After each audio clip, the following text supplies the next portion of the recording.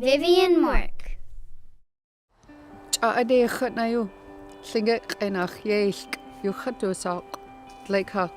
Vivian Vivian Mork Yéilk nach Hatsiti, Taktentana Yachat, Tequidi Kakagwantan Dachkhanso.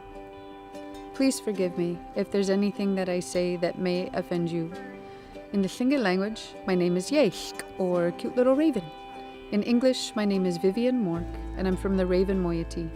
I'm Ducktain Tan, and I'm a child of the Tequidi and a grandchild of the Kagwantan.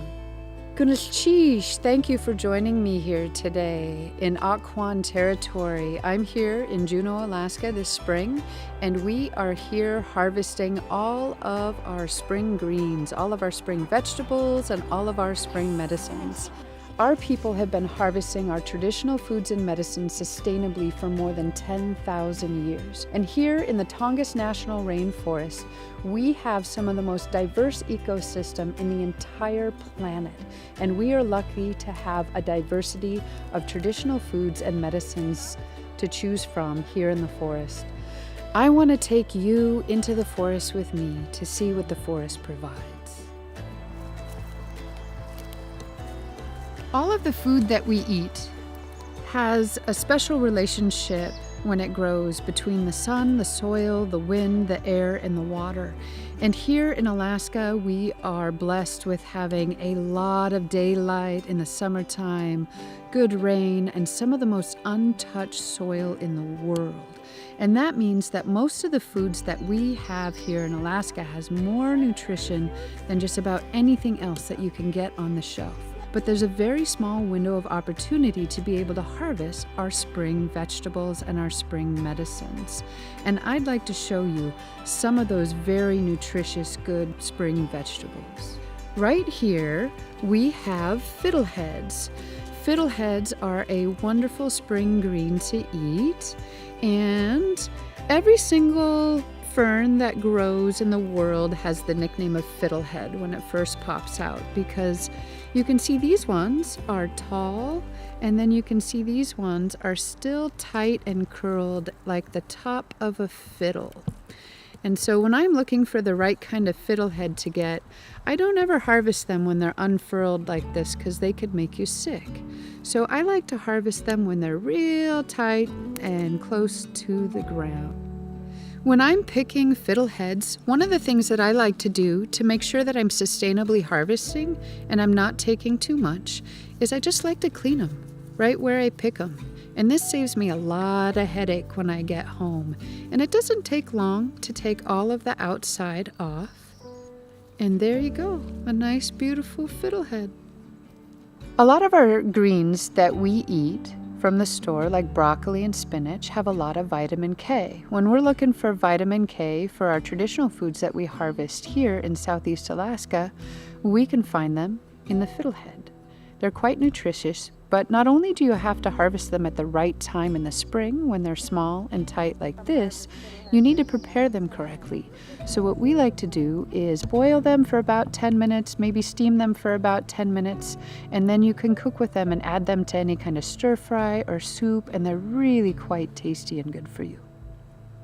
We have a lot of other spring greens that we can eat. And one of my favorites to eat is the deer heart leaves. The deer love to eat them, and they're kind of a little bit like a shape of a heart, and they make the forest floor look kind of like a fairy world.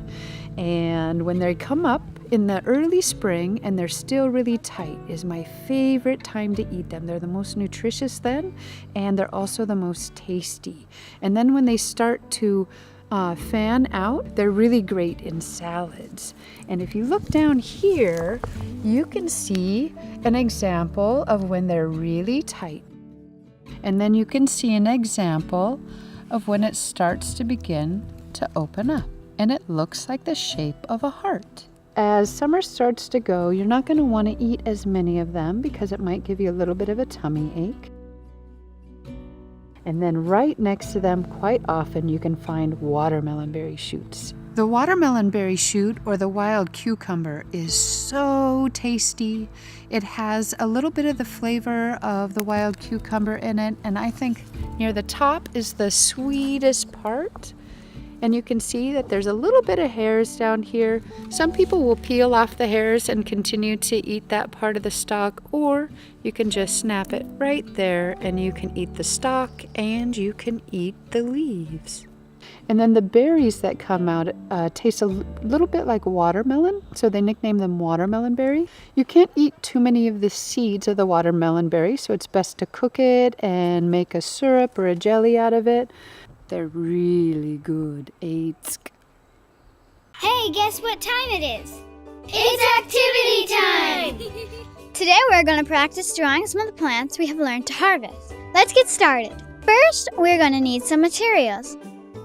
Grab some colored pencils, paper, and a clipboard.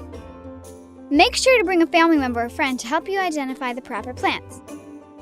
Find a place in the forest or a meadow and try to find the plants you know. Now, use the colored pencils and paper to draw each plant. Make sure to pay close attention to detail of each plant. Looking for the variations in different plants' leaves, like if they have special shapes or other colors, will make identification a whole lot easier. Practicing drawing plants will help you remember what each plant looks like for future identification. Have fun and remember to take your time. After you've drawn a few different plants, you can begin to create your own spring harvest book. Now get outside and see what you find.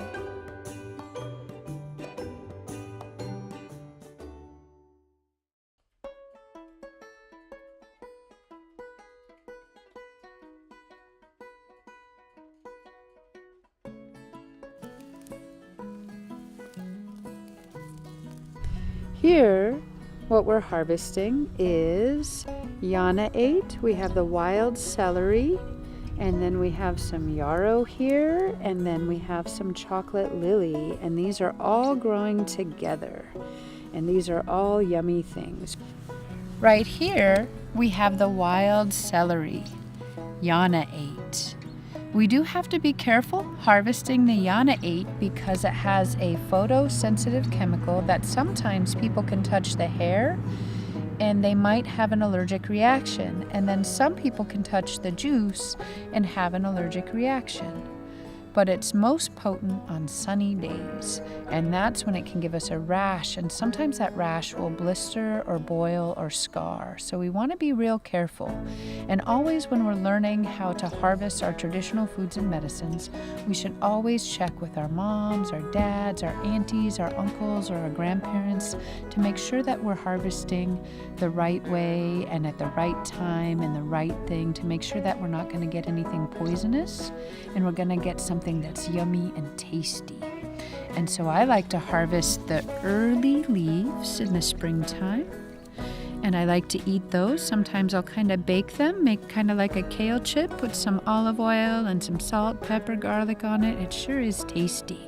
A lot of my elders love to eat the stalk of the Gunalchèesh, of the wild celery. And they'll like to pick it when it's young, and sometimes they'll take off the outside, and they'll tell me stories that when they were a kid, they'd like to dip it in the sugar in the springtime and eat it. And then always, you can usually find other yummy things that are growing around the Gunalchèesh in the spring to eat, and some of it is also medicine. One of the medicines that's growing right here, right next to it, is called yarrow. Yarrow is a beautiful, very important plant for us to help us when we're hurt. I like to pick it if I get a cut or a scrape, and I can pick it apart and mash it up and put it on my cut, and it'll stop my bleeding in no time at all. And if you ever find it, you can squish it up and you can take a good sniff of it. And if you sniff it, it has an odor and a scent to it that just smells like yarrow. And then you'll always know that you're getting the right one. I love to harvest the root of the chocolate lily. The root of the chocolate lily in the Tlingit language is called kuch. Kuch. Kuch is where we get our rice from, and it's the bulb of the plant. And in the early spring, it looks very green. But if you look really close at the leaves, you can see that it's starting to change to this purple-brown color. And to get it, I move away a little bit of the top of the earth, and then we stick our fingers down just on the outside of it, and we dig down until we can find the bulbs.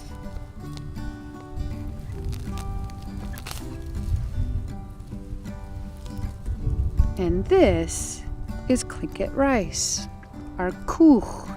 Some of the bits are smaller than others, and some of them are much bigger. We usually harvest the root in the early spring, and it tastes really good in the early spring. But in order to make it right, we usually have to do a few things to it. And what I like to do is rinse it off, and then I'll soak it in some cold water, and then I'll strain that, and I'll do it again, and I'll do it again, maybe 3, 4, 5 times, depending on how much I have. And then the next day, I like to boil it, and I'll boil it for about 10 minutes, and then I get to cook with it. And I love to make all sorts of rice meals with it. And you can add other wild greens too, like fiddleheads or berry blossoms or fireweed. It's a really good root vegetable to eat. And then we want to make sure that we harvest it sustainably. So it's always important to put some of those seeds right back on down into the ground. And for this one, because we've just demonstrated with it, I'm going to put the whole thing back down. And then we're going to put the dirt back in around it. And hopefully it still has a good chance to grow. And even if it doesn't make it through this season, it's going to come back next season. When we're first starting to learn how to harvest plants, even though we can find a lot of information out there on the internet or in books, it's really, really important to go to our family or friends in our community that know how to harvest in the place that we live. And we want to make sure that we're harvesting with knowledgeable people so that we make sure that we're harvesting the right amount, that we're harvesting it in the right time of year, and that we're harvesting it sustainably so that we never take too much, because not only do we harvest, so do the animals that are around us. And we always want to make sure that we're going to go maybe to our knowledgeable grandparents or our aunties or our uncles or our moms or our dads, or maybe they have knowledgeable friends who can help us harvest. Thank you so much for joining us today on our walk through the forest and seeing what this forest can provide, and learning a bit about how we harvest sustainably to make sure that there's enough here for everyone.